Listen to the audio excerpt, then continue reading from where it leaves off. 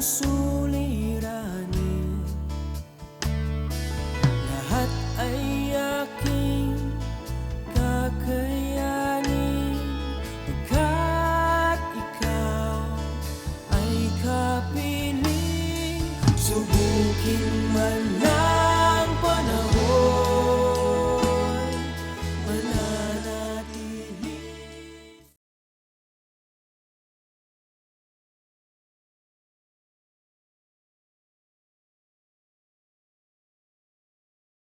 Amen. Good morning, good morning, good morning po sa ating lahat. Praise God. It's a great Monday morning today. Maraming salamat sa ating Panginoon. Narito tayong muli sa Tinig ng Pag-asa, ang ating pong morning devotion. Ang inyong pong lingkod, ang inyong lingkod, Pastor Gab ng J. Blue Alaminos, na narito po sa inyong bumabati na magandang umaga para po sa pagpupuri sa ating Panginoon. Pagkat bagong umaga na naman, bagong araw ng buong linggong ito, na muli tayo po ay magkadaupang palad para po sa pagpapatuloy ng ating po pag-aaral sa serye na ating pong pinag-aaralan sa loob po ng buwan ng Nobyembre. Tunay nga po na ang ating topic na pinag-uusapan ay patungkol po sa unity. Kaya sa umagang ito, samahan niyo po ako sa ating pag-aaral sa salita ng Diyos. Ngunit bago po yun, ay tuloy tayong dumako muna sa trono ng Panginoon sa umagang ito sa pamamagitan po ng pananalangin. Samahan niyo po ako, tayo po yumuko at manalangin. Dakilang Diyos, sa pangalan ni Jesus, Panginoon, maraming salamat sa bagong umaga na ito, Panginoon, O God, na ipinagkaloob, binigay mo sa amin, Panginoon. Narito kami nagpapakumbaba, Panginoon, humihingi, O Diyos, ng kalinisan sa bawat isa, Panginoon. At tunay nga po, Lord, sa aming po pag-aaral sa umagang ito, Panginoon, ang iyong gabay at patnubay ay maranasan namin. Holy Spirit, ikaw ang patuloy na mag-aral, magpagturo at magpaalala sa amin ang lahat ng ito. Salamat po, Panginoon, pinagkakatiwala ko sa iyong lahat. O po pinupuri, pinapasalamatan sa pangalan ni Jesus. Amen and amen. Muli sa umagang ito, ako po ay nagpapasalamat sapagkat tayo po ay pinagpala ng Panginoon upang tayo ay mag-aral muli. Good morning po nga pala sa aking mga kamanggagawa sa Panginoon, sa aking mga kapastoran na nakakasama sa gawain, hindi lamang dito po sa Alaminos, Muging, sa lahat ng lugar, lalo na sa Ministeryo ng Jesus Beloved App. Mga pastor ng Mindoro, pastor ng Cavite, gandang umaga po at sa aking mga kaibigan, sa mga nakatunghay, sa kanilang mga tahanan, sa live streaming na ito, good morning po. Samahan niyo po ako sa pag-aaral ng salita ng Diyos. Okay? So sa umagang ito, ang pinag-uusapan po natin, ang serye ng ating po pinag-aaralan ay patungkol po sa unity. No? Buksan natin muli, tunghayan natin ang sinasabi po ng banal na kasulatan sa aklat po ng awit o Psalms 133 verse 1. Ito po ang sabi sa aklat ng 133 ng awit verse 1. How wonderful it is, how pleasant for God's people to live together in harmony. Okay? How wonderful it is, how pleasant for God's people to live together in harmony. So, ito yung isang translation po ng English Bible. Sa King James po, sabi ganoon, behold, how good and how pleasant it is for brethren to dwell together in unity. So, yung magkaroon po ng pagkakaisa. No? Sabi nga po doon, no, napakagandang pagmasdan, pananagalog po, no? Na ang magkakapatid, no, ay nagkakasama ng iisang adhikain. Or sabi po dito, together with the harmony. Yan, maganda pong word yung ginamit sa harmony because, pag sinabi pong harmony, no, maganda po yung sa awit po, sa tugtugan, no, pag yung harmony po, no, magandang pakinggan, no, maganda ang daloy. At ang sabi dito, no, sa King James, to dwell together in unity. So makikita po natin dito, ano yung sinasabi po ng banal na kasulatan, na napakagandang pagmasdan, no? At napakainam. Ang mga anak ng Diyos o yung mga tao, yung God's people, na namumuhay na sama-sama ng may pagkakaisa. Amen.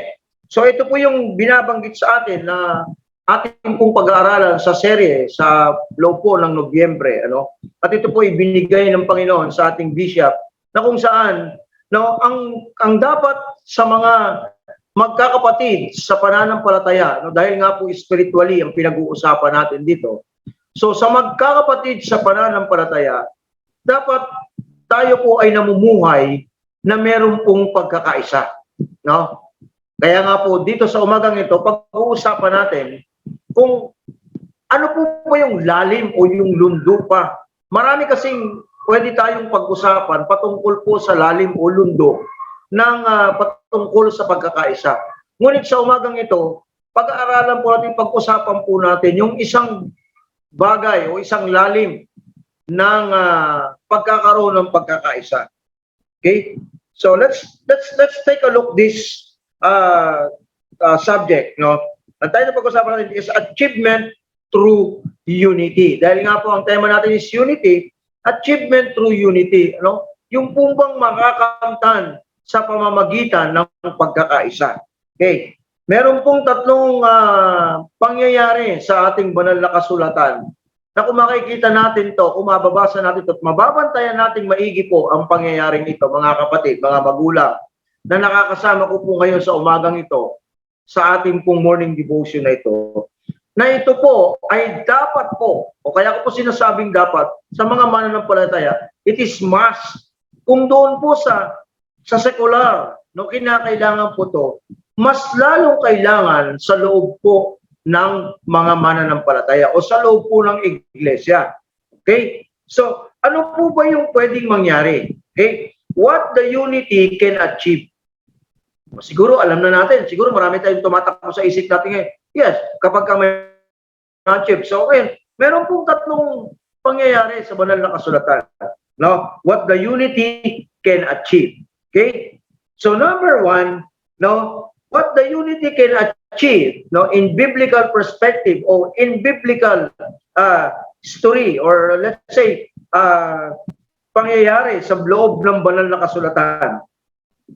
Take a look this, what King Solomon says dito po sa banal na kasulatan, sa aklat po ng Ecclesiastes chapter 4 verse 9. So pag pinagmasdan po natin itong Ecclesiastes chapter 4 verse 9 na sinasabi po ni King Solomon, na ang sabi niya rito, two are better off than one because together, no, they can work more effectively. Okay? Mas mainam daw ang dalawa kaysa sa isa. Sapagkat ang dalawang ito, binabanggit niyang dalawa dito ni Haring Solomon, ay makakagawa pa raw po ng mas marami. Tapos ang sabi niya, effectively. Ibig sabihin po, epektibo talaga. Church, sa atin po mamumuhay bilang isang Kristiyano, bilang isang mananampalataya, or bilang nasa loob po ng iglesia ng Panginoon, o nasa pamilya po ng Diyos. No? Dahil nga po sabi ng Bible, ang sino mang nakipag-isa kay Kristo, ay binigyang karapatang magiging anak ng Diyos. So, ibig sabihin, nasa loob ka na ng pamilya ng Panginoon. Okay? Lahat ng tumanggap kay Kristo ay nasa loob na ng pamilya ng Panginoon. And it should be na mga nasa loob ng pamilya ng Panginoon ay meron pong pagkakaisa, unity.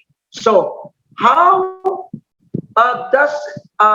paano ba natin mapapalawak ang ministeryo ng Panginoon dito sa lupa kung wala ang unity? Okay, balikan po natin. Paano po ba mapapalawak ang ministry ng Panginoon or ang ebanghelyo ng Diyos kung wala pong pagkakaisa or unity? Tingnan natin. When Jesus was in earth, dito po sa mundo nung narito siya, papapansin niyo po si Jesus Cristo, nag-share siya ng gospel. Okay? Nagpipreach siya ng gospel dahil yun po yung isa sa kanyang tungkulin nung siya po ay narito sa lupa. Pinipreach siya ang gospel together with the 12 disciples. Remember that? No? Kasama po dito si Judas. Di ba? Sa kanyang 3.5 years na pag-share ng gospel, no? After po niyang mag-prayer, mag-fasting for 40 days and 40 nights, no? After po noon, they began to minister. Sinama niya po, he elected yung 12 disciple para may makasama po siya. At yun po yung kanyang paglalakbay. In-insist niya po sa 12 apostol na ito na they should have unity. No? Kaya nga po, palagi niyang nire-rebuke pag meron pong nalilis ng paniniwala or nalilis ng ginagawa, nire-rebuke niya because Jesus wants those disciple, kanyang pong disciple, yung 12 disciple niya o yung 12 apostle niya has a unity or one mind, one spirit, and one accord. Remember, pag sinabi pong ganon, ay isa ang puso, isang adikain, isang gustong mangyari. No? Ibig sabihin, may pagkakaisa. Amen. No? Kaya po sabi po ni King Solomon, no, two is better than one, and they can work effectively. No? Kasi talaga totoo to, no? Sabi nga po ng kasabihan, no one is an island. Hindi mo kaya kung mag-isa ka lang. Tandaan niyo po yan, lalo't marami kang ginagawa. The same sa ating pong spiritual life. Mga kapatid, we need the unity. Kailangan po tayong magkaroon ng pagkakaisa to be able, especially po sa, hindi lang po sa iyong iglesia na kinakaaniban, hindi lamang sa kung saan kang church, no? Hindi, kundi sa buong body of Christ, it should have a unity. No? Kaya nga sabing ganon, unity achieve more. Pag may pagkakaisa po, mas malaki po ang achievement. Amen po ba? Malaki po ang kanilang magagawa. Marami silang magagawa effectively. Why? Kasi po, halimbawa, 3 kayo, merong 3 idea agad. Amen. Sa isang project, pag 3 kayo or 2 kayo, 2 agad yung idea. Pwede nyong i-compare kung ano yung pwedeng maganda or pwede nyong pagsamahin yung idea ninyo. Tama po ba? So, this is one of the achievement ng unity. Ito po yung isa sa naging achievement po. In biblical perspective, kaputod ko na sinasabi dito ni King Solomon. Actually po, pag pinag-aralan niyo po yung sinasabi dito ni King Solomon, sabi niya, wala namang ano yan, buhay. Basta, lahat ng nangyayari, kauwian nito, baliwala rin. Pero ang sabi niya, kailangan may kasama ka. No? Kasi nga sabi niya, two are better off than one. No? Alam niyo po, sa buhay po natin, since nang ginawa po ng Panginoon, ng ating Diyos, ang mundo, God created the world with partner. Remember, when God created a man, naisip niya, hindi pwedeng nag-iisa, malungkot. Kailangan lagyan ko siya ng kasama. Tama po. So, nagkaroon siya ng kasama. No? Kaya nga po, dumami ang tao just because of this kind of unity. They were united as one. Amen. No? Kaya nga sabing ganoon, the two become one. Ibig sabihin po nun, nag-unite, nagkaroon po ng united. No? Ganon din po sa ating buhay bilang isang mananampalataya.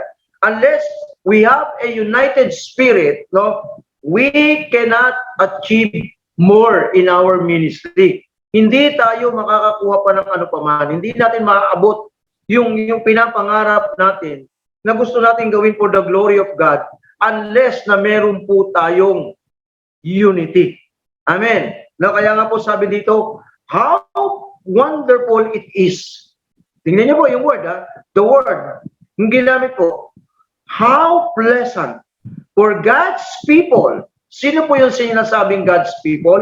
Sabi dito, no, sa King James, no, for brethren to dwell in unity. Dito sa kabila, for God's people to live together. So yung the word together, unity na agad yun, 2 na agad yun, or 3 na agad sila ron. Ibig sabihin po ng word na together, hindi po yan singular.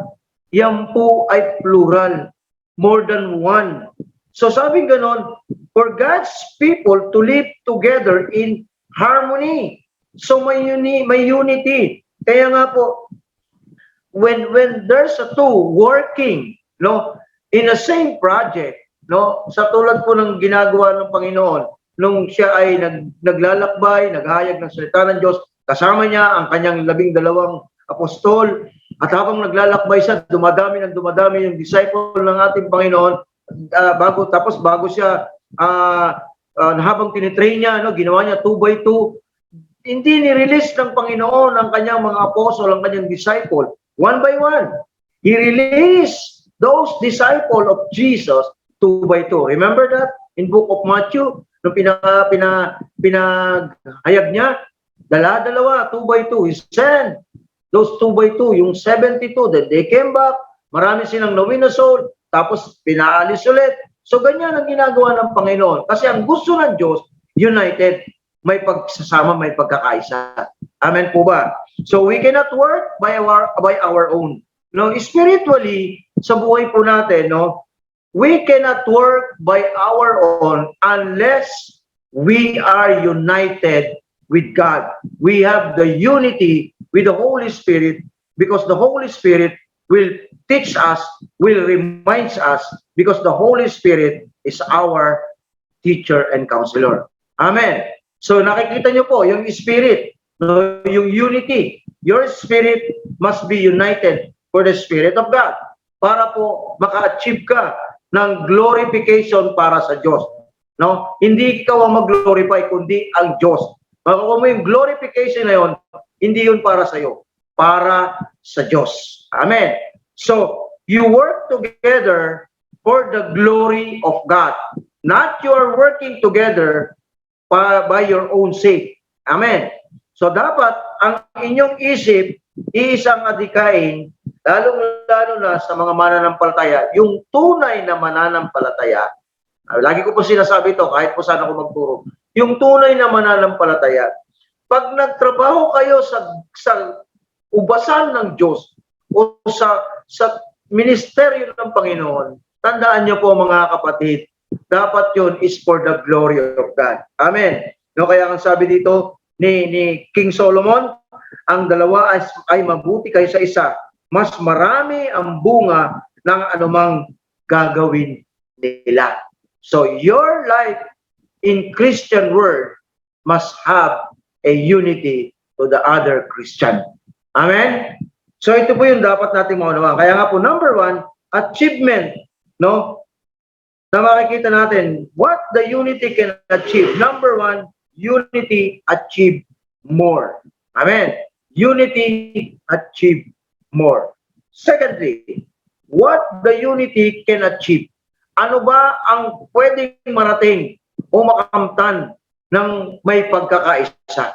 Okay? Ano po yung pwedeng makamtan? In biblical perspective or biblical, let's say sabihin, biblical history or biblical story, whatever you call it is, no? Tingnan nyo po, if you read the Exodus chapter 17, verse 11 to 12. Let's read this one. No? Sabing ganon dito, Exodus chapter 17 verse 12 to 13. No? This is what the Bible says. Sabing ganon, no? When Moses' arm grew tired, Aaron and Hur brought a stone for him to sit on, while they stood beside him and held up his arms, holding them together until the sun went down. Verse 13. In this way, Joshua totally defeated the Amalekites. What these verses means, in unity achieved victory.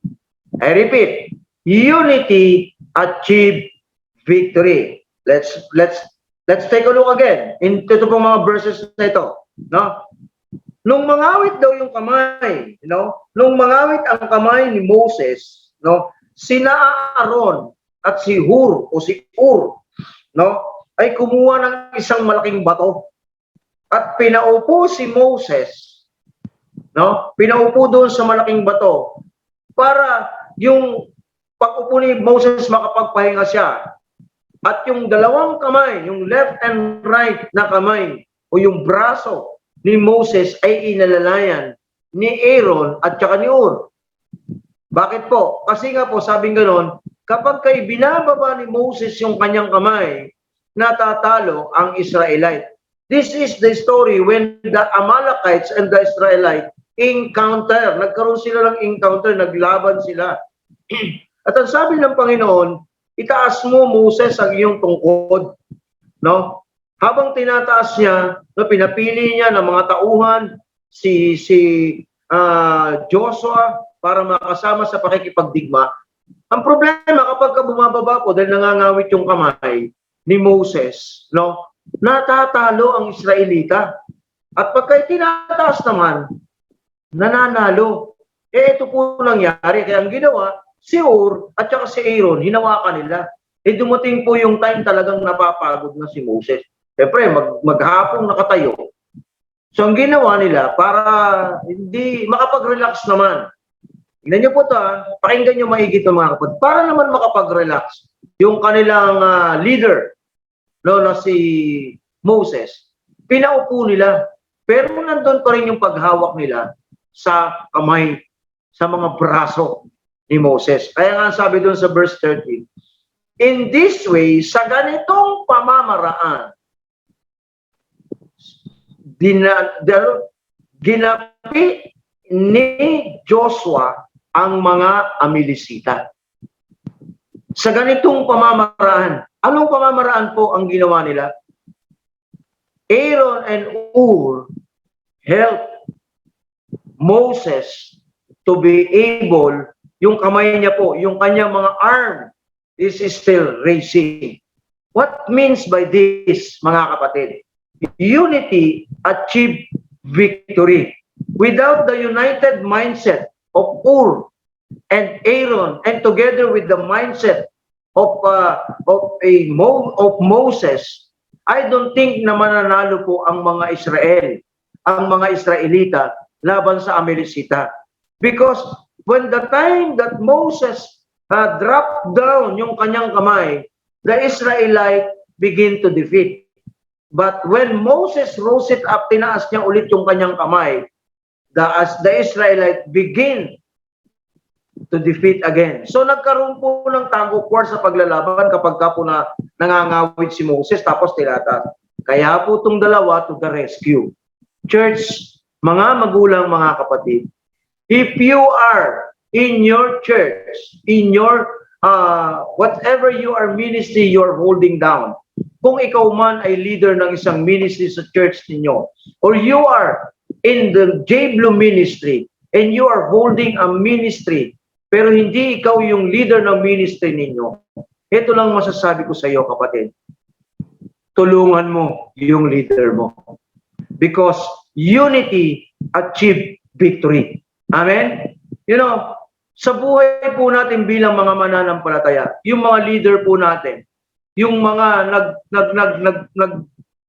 taga-panguna natin, kung hindi po natin siya tutulungan sa ministeryong ito, hindi po tayo makakatakbo ng malayo. We cannot achieve victory. Tadaigin tayo, matatalo tayo ng gawa ng kaaway. Remember, may ministry rin si Satan. No. Kung tayo po ay patuloy na magkakanya-kanya, bayaan mo siya, gusto niya yan. Church, we will not win the battle. We will not win the battle. But devil will win. So, siya po ang magwawagi. Lagi siyang winner. Tandaan niyo po, when the time na tayo po ay nanghihina, we drop down our arms, magwawagi ang demonyo sa buhay natin. Kaya nga po sabing ganon, si Ur at saka si Aaron at saka si Moses, yung tatlo po, nagkaroon po sila ng iisang puso na kinakailangan yung kamay ko palaging nakataas. Kaya po itong dalawang ito nag-isip ng pamamaraan para po manatiling nakataas ang kamay ni Moses. If you are in your church or you are in this church, this Jesus be lifted up church, let's help our leaders to be able to continue to raising the rod, to raising the banner of Jesus, of our God. in this country or in this earth. Let's have a united spirit. Let's have unity. Para po yung ating pong ginagalawan ngayon ay hindi po tayo matalo, bagkos tayo po ay palaging nagtatagumpay. Remember what Jesus said. Sabi niya sa John chapter 16 verse 33, letter B, I have overcome the world. What Jesus overcome is your overcome. Kaya dapat hindi nakikita sa atin ang kagapian. We are no longer loser, but we are a victorious Christian.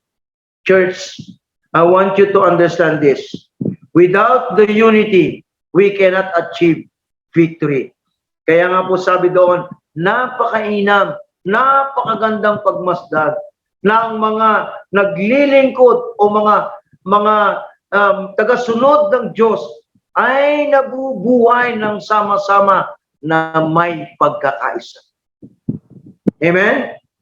So we need unity. Kailangan mo yung kasama mo. Dahil may talent siya, may talent ang Lord na binigay sa kanya na wala ka. Maaring magaling ka magturo, pero mahina ka naman sa invitation. Mahina ka mang-invite. Maaring magaling ka mag-soul win, pero in terms of delivering and preaching the gospel, hindi ganoon ang binigay sa iyo. Remember, may kanya-kanya tayong gift sa Panginoon. That's why we need each other. Kaya nga po, kung pagmamasdan po natin, si Moses, si Aaron at si Ur, may kanya-kanya po silang ginagawang ministry. But in the same manner, they want to win the battle, that time, against the Amalekites. And they began to move. Gumawa sila ng hakbang. Kumuha sila ng bato. Pinaupo si Moses. Kaya alam nyo, masarap minsan yung leaders natin. Pinapag-relax din natin. Relax ka lang. Kami muna ang tatrabaho. Basta ganyan ka lang. Hawakan mo lang yan. Church, it's about time for us to have united spirit. Kaya nga po, katulad na nangyari po dito. You know, kaya nga po nung matapos itong labanan na ito, pagdating po sa verse 15, sabi ganon, Moses built an altar and named it, the Lord is my banner. Look at this one. The Lord is my banner. Kung pagmamasdan natin, literally, naging dahilan para mapanatili niya ang kanyang kamay na nakataas, yung dalawa. Pero kanina niya po binigay ang glorification sa Panginoon. Amen? Even those time na talagang nahirapan na siya, dumating po itong dalawa na ito, si Ur at saka si Aaron, tinulungan siya. Sinabi niya ba, ang galing ng ginawa ninyo, kamuhusay nyo. No. Ang sinabi niya rito, ang sabi dito, Moses built an altar and named it. Gumawa si Moses ng isang altar ng lagay kung saan inilalagay ang mga hain nila. Yung mga tupa na pinapatay nila para i-consume ng Panginoon. Tinawag niya ito, the Lord is my banner. He glorified God because of the unity of the people around Moses. Kung magkakaisa po tayo na magkakaroon tayo ng united spirit, we will win the battle. We will win the battle. We have already won the battle. Yung mga nakaraan. But I know and I believe, pag meron po tayong pagkakasama-sama at pagkakaisa, we will achieve another victory in our spiritual life. That's why sabi dito, na kahit na nangawit na si Moses, nariyan si Aaron at si Ur, na nagbigay ng kanilang pagtulong para ma-achieve ang katagumpayan ng Israel against the Amalekites. What the unity can achieve? Number 2, unity achieve victory. Amen. At pangatlo, what the unity can achieve? Ano po ba yung pwedeng marating o pwedeng makamtan ng pagkakaisa ng mga mananampalataya? You know po, I'm saying not only in Jesus Belated Church, Sinasabi ko na po ito, generally, sa lahat po ng mga mananampalataya ni Kristo, yung tunay na mananampalataya ni Kristo. I'm saying this because if you are saying you're lifting up the name of our Lord Jesus Christ, si Jesus Christ ang pinipreach ng gospel, at si Jesus Christ ang pinipreach mo sa gospel, at ipinapapahayag mo ang sinabi ng ating Panginoong Isus, then kasama ka dito sa unity na ito. Number 3, what unity can achieve? Ano ba ang pwedeng marating? Pwedeng makamtan ng pagkakaroon ng pagkakaisa. If you read Luke chapter 5, verse 17 to 25, no, mahaba na po ito, passage na ito. Kukwento ko na lang sa inyo yung mga nangyari. Ito po yung pangyayari patungkol po doon sa isang lalaking lumpo. Yung pong lalaking lumpo ay dinala po ng 4 na lalaki pa. So, bali 5 sila. So, kung nasaan po ang ating Panginoong Isus that time, para po ipag-pray or dalhin po sa Panginoon para po maranasan ang kagalingan nitong lalaking lumpo na ito. But eventually, pagpunta nila doon, hindi sila makapasok. Bakit po? Sa dami ng tao.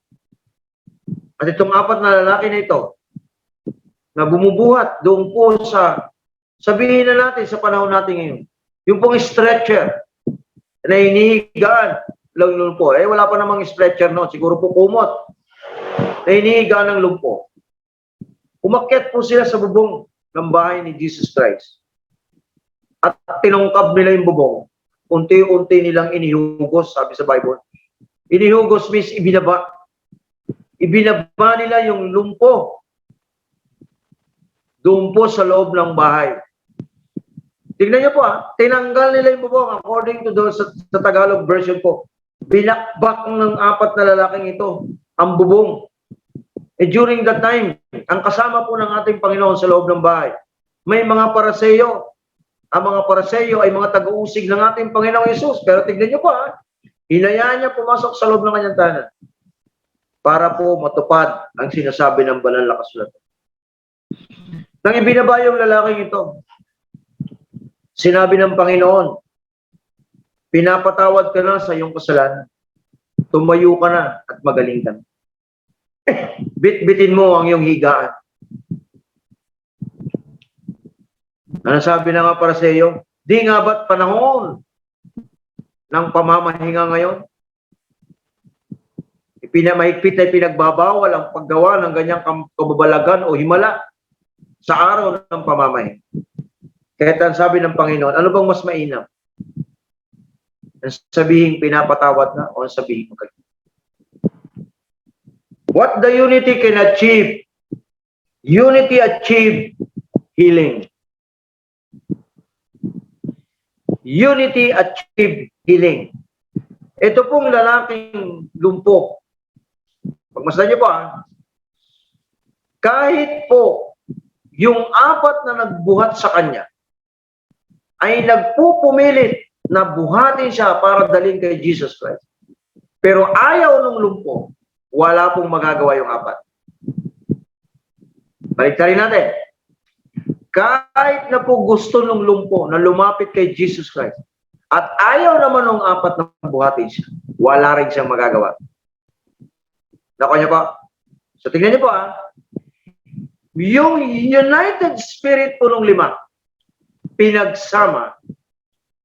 At pagdating nila ron po sa venue kung saan po naroroon ang ating Panginoon sa kanyang tahanan, nagpe-perform siya ng himala. Hindi sila makapasok. Hindi sila maka-entra doon sa bukana. Pero dahil united ang kanilang spirit para magawa ang isang bagay, ang himala ng kagalingan sa taong ito, they come up with an idea. Doon tayo sa bubong dumaan. Alam niyo po mga kapatid, katulad po ng binabanggit ni Haring Solomon, kung ang dalawa makakapag-perform ng marami, ng effectively, pag sinundan niyo po yung Ecclesiastes chapter 4, verse 10, 11, and 12, mababasa niyo po doon na sinasabi ni King Solomon na ang mas mainam ang tatlo, sapagkat ang tatlo ay mas mahigit pa. Ang lubid na tatlong pilipit ay mas matibay. Ano pong ibig sabihin nito, mga kapatid? Katulad po ng sinabi dito sa Luke chapter 5, kung hindi po nagkaroon ng united mindset, ito pong 5, we're not looking dun sa 4 na bumuhat, but we are looking dun po kasama yung lumpo, kaya po 5 na nag-come up sa kanilang kaisipan, dun tayo dumaan sa bubong. And those were the part na dumaan, dinaan nila doon po sa bubong na binutas nila. Yung pong binutas nila na yun, doon nila dinaan. Inugos, ibig sabihin po, ibinabari lang dahan-dahan yung lumpo. At yung pong layman received a miracle healing from God. Church, malungkot mang sabihin, pero marami pong iglesia ngayon, o marami pong church ngayon, today, ang nagkakaroon po ng kalumpuhan dahil po sa disunity, dahil po sa division. Ang isang iglesia po na meron pong united spirit, united mindset, nagkakaroon po ng kagalingan. Not exactly physical healing, but spiritual healing. Let always have a mindset na united ang ating mga iniisip. Diyan po nagkakaroon ng pagkakaiba-iba. Kapag ka po ang isipan natin ay nakapako sa pansarili lamang natin. Akin to, diskarte ko to, diskarte ko. Ako to, ako to, ako to. Ayaw po ng Panginoon yung apology. We need each other. That's why sabi po dito, if yung pong 4 or one of those 4 men who carried yung pong bumuhat doon po sa lumpo, do you think magbabalance? Hindi po eh. Kaya po we need each other. That's why kailangan kita sa kaliwa, kailangan mo sa kanan. We need each other to be able na mabalance po. Alam niyo po, ang Diyos natin ay Diyos ng kaayusan. At ayaw po ng Panginoon na ang iglesia na sinimulan niya ay malumpo dahil po sa division. If we have united, if we have unity in our church, katulad po ng pagkalumpo sa iglesia, ay kayang pagalingin ng Panginoon. Ano pong lumpo ang sinasabi ko dito, mga kapatid? Kasi katulad po ngayong pandemic, marami pong church ngayon, hindi sila makagalaw, hindi sila makapaghayo, hindi sila magawa yung mandate ng Panginoon, yung Great Commission ng Panginoon. Dahil natatakot sila sa COVID-19. Natatakot sila sa pandemic. At hindi nila alam ang church na lumpo na. Na dapat magkaroon ng iisang adhikain na ang pangalan ng Panginoong Hesus ay maitaas sa mundong ito, maipangaral ang Ebanghelyo ng Diyos. At yun ang nais ng Panginoon. Gumaling ang mga tao. Hindi lamang sa pagiging lumpo, sa pagiging pilay, gumaling sa espiritual na karamdaman. Ang mundo ay batbat ng karamdaman, hindi lamang po a human disease, but also an spiritual disease. Nakakalungkot lang po. Ako po, marami po akong kilala ngayong mga church. May mga alam po ako. Paranaque, maging sa ibang lugar. Kahit po dito sa Alamino, may mga church po akong nakikita na sarado na. Hindi lang basta nalumpo, namatay pa.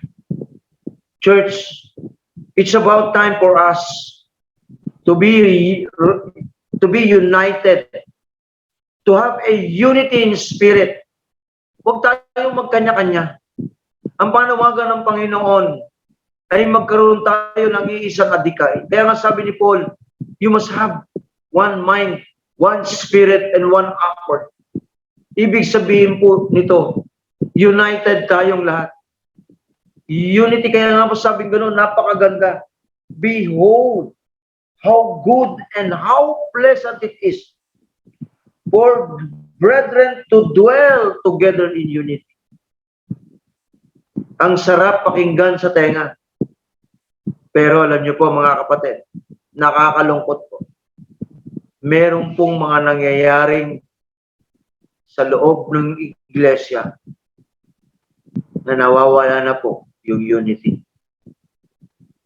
Ang nangyayari, kanya-kanyang diskarte. Kung ito pong apat na ito, nagkanya-kanya sila ng lakad, sabihin na natin, binuhat naman nila yung higaan at doon nakasakay sa higaan yung lubog. Pero ito po ang senaryo. Tignan nyo po, pag-inggihin nyo po yung pagka-senaryo na itong senaryo na ito. Sabihin na natin na binuhat naman nila, pero yung isa papunta sa east, yung isa papunta sa west, yung isa papunta sa south, yung isa papunta sa north. Saan makakarating? Wala. Bakit? Yung force po niyan, kahit magkakaiba sila ng lakas, yung force po niyan, mapupunta lahat sa gitna. And they cannot move each other. Hindi sila makakalayo. The same as we in our church. Kung anong iglesia ang kinaaniban mo, kung anong church, kung anong ministry meron ka ngayon. Kapatid, kung magkakanya-kanya tayo ng lakad, magkakanya-kanya tayo ng takbo, wala tayong mararating. Tandaan niyo po yan. Mananatili tayo sa gitna. Anong ibig sabihin nun? Magiging stagnant tayo.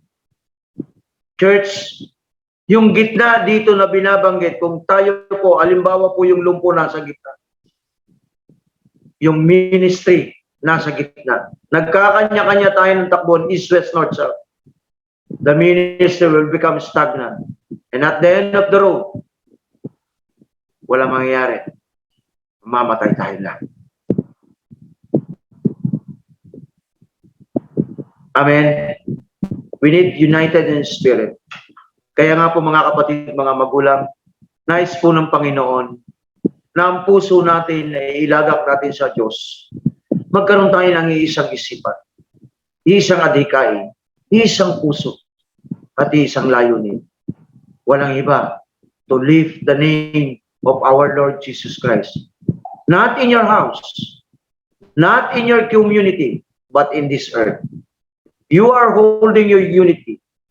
I'm holding my unity. Let's put together our unity. Let's have a one mindset, one accord, and one spirit. Ito pong pinag-aaralan natin at napaka-importante po. Lalong-lalo na sa mga naglilingkod sa Panginoon. Sa mga tunay na mananampalataya ng Panginoon. Church, kung meron ka mang nararamdaman sa iyong sarili, sa iyong isipan, sa iyong damdamin, na kung iniisip mo, kaya mo naman, yes, kaya mo yan. Pero tandaan mo, hindi mo matatapos yan kung mag-isa mo lang. Kailangan mo na makakasama. And that is your partner. Kaya nga sabing ganon, 2 is better than 1. And they can achieve effectively. Unity achieve more. Unity achieve victory. And unity achieve healing. It will heal us. Pagagalingin ang iglesia may iisang layunin. May pagkakaisa. Amen. Walang nagsisiraan. Walang nagkakanya-kanya. Walang matampuhin. Amen po ba? Walang balat sibuyas. Lahat po matatapang. Kaya nga po sabi ng Panginoon kay Joshua, so Joshua chapter 1 verse 9, be strong and courageous. Hindi po lamang kay Joshua yun. Para sa iyong kapatid. Para sa akin. Para sa ating lahat. Because in this earth, we will experience more tribulation, more na paghihirap. Pero tandaan niyo po, kapag iisang isip natin, mananalo tayo sa laban natin sa mundong ito. Huwag po natin kalimutan na magkaisa tayo. Hindi po yan para sa'yo. magkaisa tayo para sa kapurihan ng ating Panginoong Hesus. Sa umagang ito mga kapatid, tinuturuan tayo ng Diyos para magkaisa tayo. At ang sabi niya, it is pleasant, it is wonderful. Kung gusto mo maging pleasant and wonderful ang tingin sa iyo ng Panginoon, you and me have a united in spirit, united in mindset, united in accord, none other than to give glory to our God. Let's bow our head and pray. Father God in heaven, Lord, we honor you, we praise you. Thank you, Lord, for such a wonderful things. Ninyo pong binahagi sa amin sa umagang ito. Salamat po, Holy Spirit, for you are our teacher and you are our counselor. Truly, O God, na ang nais mo, Panginoon, sa amin ay magkaisa kami. Lord, katulad ng tatlong bagay na ito, Panginoon, magagawa namin ang lahat ng ito, Diyos, kung kami po'y magkakaisa. Kaya dalangin ko nga po, Panginoon, Lord, ang aking mga kapatid, Lord. Kami po'y magkaisa, Panginoon, na ang nais mo, Diyos, ang great commission mo sa amin, Panginoon, ay to preach your gospel. Lord, magawa namin ito. Magkaisa kami, Panginoon, na magawa namin ito. To win soul. At gawin namin disipulo mo, Panginoon, ang mauwin namin. Lord, salamat po, Panginoon, sa umagang ito. Na sinalita mo sa amin sa umagang ito. Na kinakailangan namin, Panginoon, na magkaroon kami ng unity. Lord, I declare, Lord, ang mga kapatid, ang aking mga kasama na nakapakinig ng live streaming na ito sa umagang ito, Panginoon, ay matouch ang kanilang isip at puso na magkaroon kami ng unity in this ministry. Panginoon, maraming salamat. Patuloy mong pagtubayan, Panginoon, ng bawat. Katunay nga po, Diyos, wala pong ibang dapat maitaas, kundi ikaw lamang. Salamat po, Diyos. Pinupuri ka namin dinadakila. Sa pangalan ni Jesus. Amen and amen. Praise the Lord. Magandang umaga po. Maraming salamat po sa inyong pakikinig o sa inyong pong panonood ng ating pong live streaming sa umagang ito. Magandang Lunes ng umaga at tayo po'y pinagpala ng Panginoon. Maraming salamat po. Uli, ito pong inyong lingkod, Pastor Gab Cruzada ng Jesus Be Lifted Up, Alaminos Chapter. Morning and have a nice week ahead.